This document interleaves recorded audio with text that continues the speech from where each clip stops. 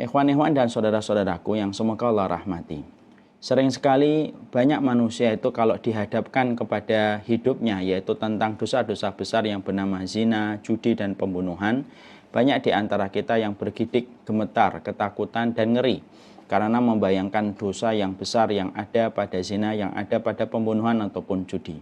Sering sekali kita takut dengan dosa zina, sering sekali kita takut dengan dosa pembunuhan dan sederet dosa-dosa yang selalu membuat kita bergidik ketika kita sudah mulai memahami keislaman dan keimanan. Dan ini sebuah tanda yang bagus. Tapi yang menjadi ironis itu adalah banyak orang yang ternyata dia takut dengan zina, takut dengan judi, takut dengan pembunuhan, dan takut dengan riba, dan lain sebagainya. Tapi justru terkadang kita tanpa kita sadari, kita melakukan dosa yang sejatinya dosa itu setimpal dengan dosa-dosa yang kita khawatirkan untuk tidak kita lakukan pada kehidupan kita. Ternyata ada satu dosa tanpa kita sadari, saking lembutnya dosa itu, banyak di antara kita melakukan, banyak di antara kita tidak merasa ketakutan dengan dosa itu, sebagaimana takutnya kita kepada dosa zina, dosa membunuh, judi, dan riba, lain sebagainya. Dan dosa itu justru kita lakukan ketika kita tidak menyadari takaran dosanya sama dengan dosa-dosa yang tadi kita sebutkan ketika kita sering ketakutan. Dosa itu adalah dosa ketika kita memiliki akhlak yang buruk. Karena sejatinya akhlak yang buruk itu dalam beberapa sifat, dalam beberapa sisi, maka dia bisa menyamai dosanya zina, dia bisa menyamai dosanya berjudi, dia bisa menyamai dosanya membunuh, karena pada hakikatnya akhlak yang buruk itu bukan sesuatu yang ringan, tetapi dia merupakan sesuatu yang besar di hadapan Allah, karena salah satu fungsi diturunkan Rasulullah pada kehidupan ini adalah bagaimana mengkoreksi kehidupan akhlak yang rusak pada zaman ketika Rasulullah diturunkan, supaya pengkoreksian yang dilakukan Nabi terhadap akhlak bisa membentuk sebuah pusaran akhlak bagi mereka yang beriman kepada Allah Subhanahu wa taala. Dan akhlak buruk itu termasuk salah satu dosa walaupun banyak di antara kita tidak menyadari. Banyak orang yang berzina, kadang dia menyesal ketika dia habis berzina. Banyak orang yang membunuh, maka dia langsung menyesal. Dia ketakutan, lalu dia menyesal karena dia terpancing emosinya sampai membunuh. Banyak orang yang ketika makan riba bertahun-tahun, lalu kemudian dia merasa menyesal. Tapi yang ironis adalah banyak orang yang memiliki akhlak buruk, perkataannya buruk, akhlaknya buruk, perbuatannya buruk, tapi dia tidak pernah merasa menyesal karena dia tidak sadar. Itu pun termasuk dosa yang setara dengan dosa-dosa yang sebenarnya banyak manusia menyesal ketika melakukan. Sekali lagi, itu adalah akhlak yang buruk. Makanya kenyataannya akhlak yang buruk, ketika tadi saya mengatakan akhlak yang buruk itu luar biasa. Dosanya luar biasa, murkanya pada mereka yang berakhlak buruk itu luar biasa.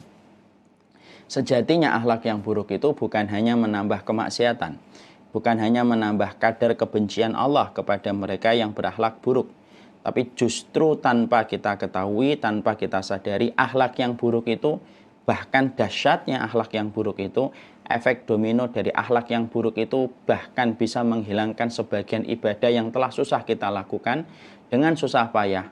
Kalau seseorang yang melakukan ibadah dengan susah payah, tetapi dia tidak memiliki komitmen akhlak yang baik, tetapi kualitas di dalam kehidupannya itu, kualitas akhlaknya itu buruk, maka sesungguhnya akhlak yang buruk itu bukan hanya memperberat mizan keburukan manusia ketika nanti di pengadilan Allah, tapi akhlak yang buruk itu impactnya, efek domino dari akhlak yang buruk bisa mengakibatkan sebagian dari ibadah yang telah kita lakukan, sebagian pahala yang kita telah peroleh itu hilang, disebabkan ketika kita memiliki akhlak yang buruk.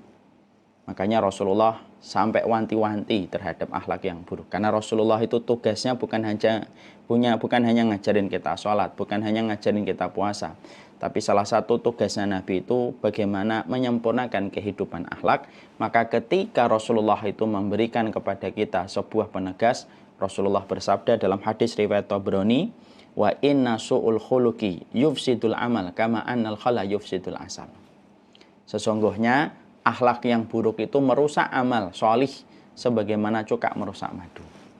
Nah, makanya kalau dosa-dosa yang lainnya terkadang tidak berkonsekuensi untuk merusak amal ibadah.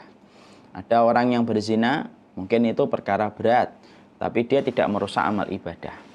Ada orang yang mereka berjudi, itu itu dosa yang berat, tapi tidak berkonsekuensi menghapuskan amal.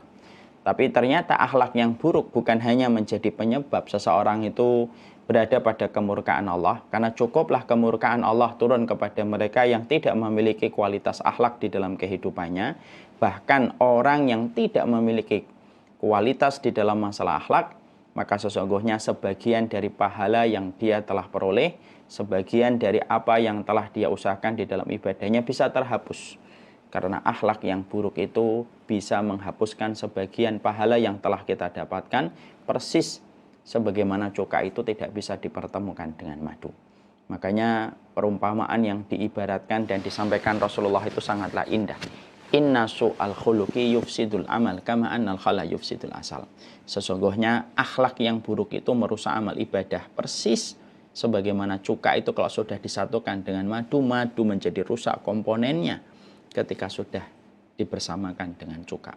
Dan itulah yang menjadi kekhawatiran kita, bahwasanya kita ini jangan-jangan kita ini berkomitmen untuk menjaga diri dari zina, berkomitmen untuk tidak mendekati judi, benci kepada judi online ataupun judi yang offline, tapi ternyata tanpa kita sadari, di sisi lain ketika kita membenci dosa itu, kita melakukan dosa yang kita tidak sadari.